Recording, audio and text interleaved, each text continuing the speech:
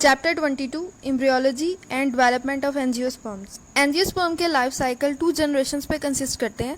Sporophyte generation जो usually root, stem, leaf and flower में differentiate होती है, ये डिप्लॉयड होती है और डोमिनेंट होती है। जैसे ही रिडक्शन डिवीजन होती है, ये हेप्लॉइड, मेगास्पोर और माइक्रोस्पोर बनाती है। गेमीटोफाइट जनरेशन ये हेप्लॉइड होती है और ये 2 स्ट्रक्चर्स रिप्रेजेंट करती है, mail gametophyte and female gametophyte. Mail gametophyte generation को माइक्रोस्पोर रिप्रेजेंट करते हैं, जिन्हें पोलन ग्रेन्स भी कहते हैं। ये पोलन ग्रेन जब 3 सेल स्टेज के अंदर होते हैं तो इसको मेल गेमीटोफाइट जनरेशन कहते हैं। फीमेल गेमीटोफाइट को 8 न्यूक्लिएट एम्ब्रियो सैक रिप्रेजेंट करता है। इस एम्ब्रियो सैक के अंदर माइक्रोपाइलर एंड के ऊपर 3 न्यूक्लियाई मौजूद होते हैं, जिसमें से 2 सिनर्जिड न्यूक्लियाई हैं और एक ऊसफेयर के तौर पे एक्ट करता है। चिलाजल एंड के ऊपर भी 3 न्यूक्लियाई हैं, जिनको एंटीपोडियल न्यूक्लियाई या सेल कहते हैं। एम्ब्रियो सैक के सेंटर में 2 न्यूक्लियाई मौजूद होते हैं, जो कि फ्यूज होकर एक डिप्लॉयड सेकेंडरी न्यूक्लियस की फॉर्मेशन करते हैं, जो कि डबल फर्टिलाइजेशन के बाद एंडोस्पर्म की फॉर्मेशन करते हैं। दोनों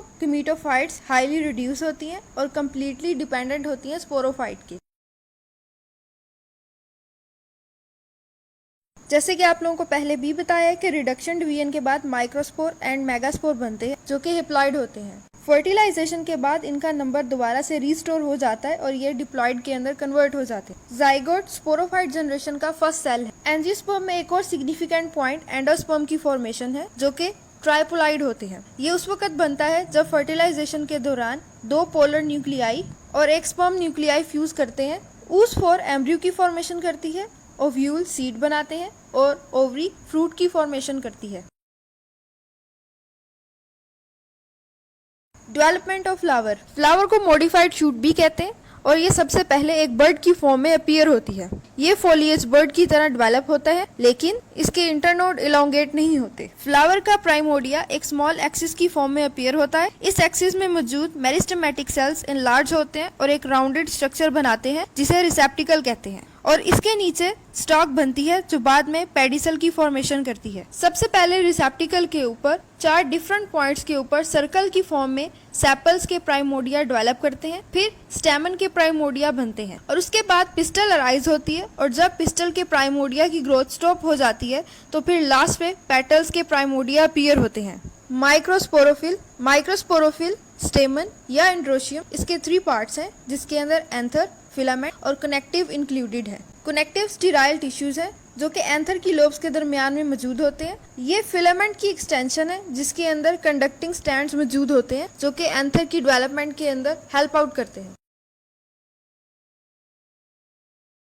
एंथर बाइलोब्ड होते हैं और हर लोब के अंदर 2 पोलन सैक मौजूद होते हैं। इस तरह से पोलन के अंदर 4 चैम्बर्स मौजूद होते हैं, जिसके अंदर पोलन ग्रेन्स की फॉर्मेशन होती है। जैसे ही एंथर मैच्योर होता है तो एक लोब के अंदर मौजूद 2 पोलन सैक के दरमियान में टिश्यूज डिसइंटीग्रेट हो जाते हैं और एक लार्ज चैम्बर की फॉर्मेशन करते हैं। इस तरह एंथर के मैच्योर होने के बाद 2 चैम्बर्स की फॉर्मेशन होती है, जिसके अंदर नंबर ऑफ पोलन ग्रेन्स मौजूद होते हैं। हर माइक्रोस्पोरेंजियम में number of microspore mother cells मौजूद होते हैं, जिनको न्यूट्रिटिव टिश्यूज टैप्टम कवर करते हैं। टैप्टम के बाहर multi layer wall of sporangia मौजूद होती है, जिसकी आउटर मोस्ट लेयर एपिडर्मिस बनाती है और इनर साइड पे मौजूद सेल्स, जिनके अंदर फिब्रस थिकनिंग मौजूद होती है, एंडोथीसियम की फॉर्मेशन करती है। ये cell layers dehiscence of anther में हेल्प करती है। पोलन सैक के ऑपोजिट जो सेल्स मौजूद होते हैं एंडोथीसियम के, उनकी वॉल्स थिन होती है और इन सेल्स को स्टोमियम कहते हैं। ये एंथर के ओपनिंग पॉइंट है। जब एंथर मैच्योर करता है तो इसी पॉइंट से ही रप्चर या राइप करता है। डेवलपमेंट ऑफ माइक्रोस्पोरेंजियम के लोब्स में group of hypodermal sales differentiate करने के बाद अपने नेबरिंग सेल से इनलार्ज हो जाते हैं। इन सेल्स के साइटोप्लाज्म डेंस होते हैं और इनके अंदर प्रोमिनेंट न्यूक्लियाई मौजूद होते हैं। ये स्पोरेंजिया के इनिशियल्स हैं, जो कि 2 या 3 सेल वाइड प्लेट की फॉर्म में पूरे लोब में मौजूद होते हैं। ये सेल्स पेरिक्लाइनली डिवाइड करते हैं और प्राइमरी पेरिटल लेयर और प्राइमरी स्पोरोजीनस लेयर की फॉर्मेशन करते हैं।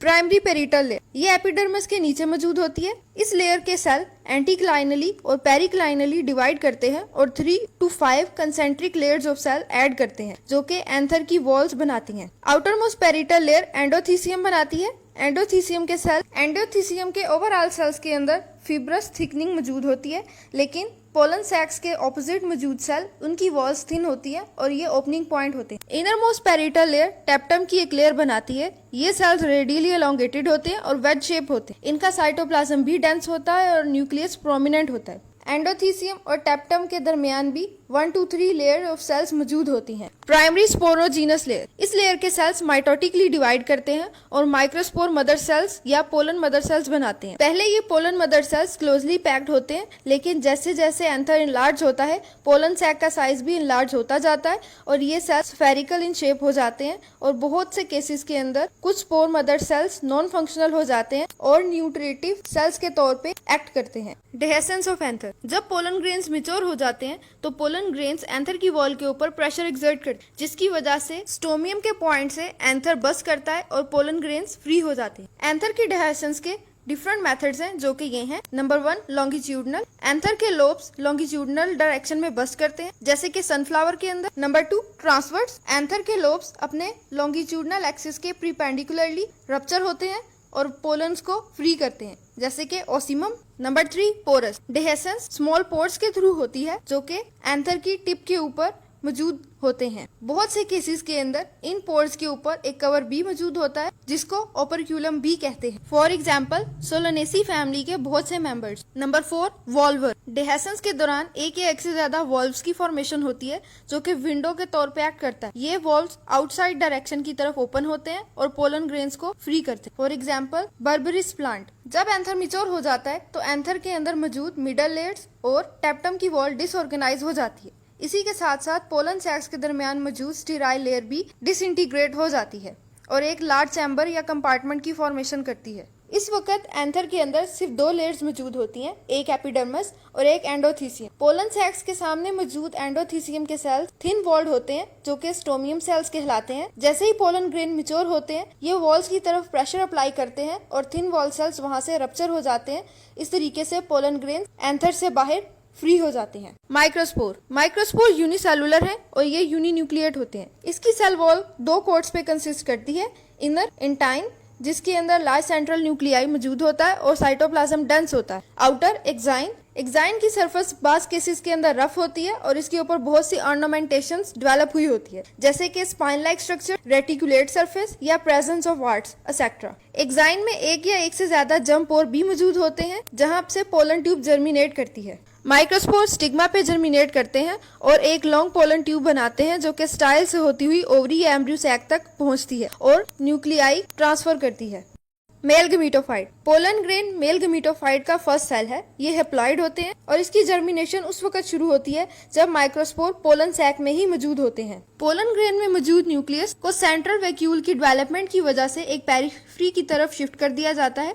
फिर ये न्यूक्लियस डिवाइड होकर 2 न्यूक्लियाई बनाता है, एक generative nuclei, second vegetative nuclei. Generative nuclei कुछ साइटोप्लाज्म के साथ बाकी साइटोप्लाज्म से एक मेम्ब्रेन बनाने के बाद डिलिमिट हो जाता है और इसको जनरेटिव सेल कहते हैं। बाकी सारे का सारा पार्ट वेजिटेटिव सेल या ट्यूब सेल कहलाता है। फिर जनरेटिव सेल स्पोर वाल को छोड़ के वेजिटेटिव सेल के अंदर शिफ्ट हो जाता है और ये सेल बाइकन्वेक्स या कुछ केसेस के अंदर एलोंगेटेड होते हैं। जनरेटिव सेल माइटोटिकली डिवाइड करते हैं और 2 गमीट्स बनाते हैं। इस तरीके से 3 सेल स्टेज को मेल गमीटोफाइट जनरेशन कहते हैं। पोलन ट्यूब उस वक्त बनती है जब पोलन ग्रेन सेल्फ पोलिनेशन या क्रॉस पोलिनेशन के बाद स्टिग्मा के ऊपर लैंड करते हैं और स्टिग्मा पे मौजूद वाटर या सब्सटेंसेस जैसे कि शुगर्स उनको एब्जॉर्ब करते हैं। इस तरह से एक्साइन जंप पोर के पॉइंट से रप्चर हो जाती है और इसी पॉइंट से पोलन ट्यूब की फॉर्मेशन होती है। एम्ब्रियो सैक तक पहुंचने के बाद पोलन ट्यूब पोलर रीजन से बस्ट कर जाती है। इसके बाद पोलन न्यूक्लियाई उस फेयर के साथ फर्टिलाइज करता है और जाइगोट की फॉर्मेशन करता है।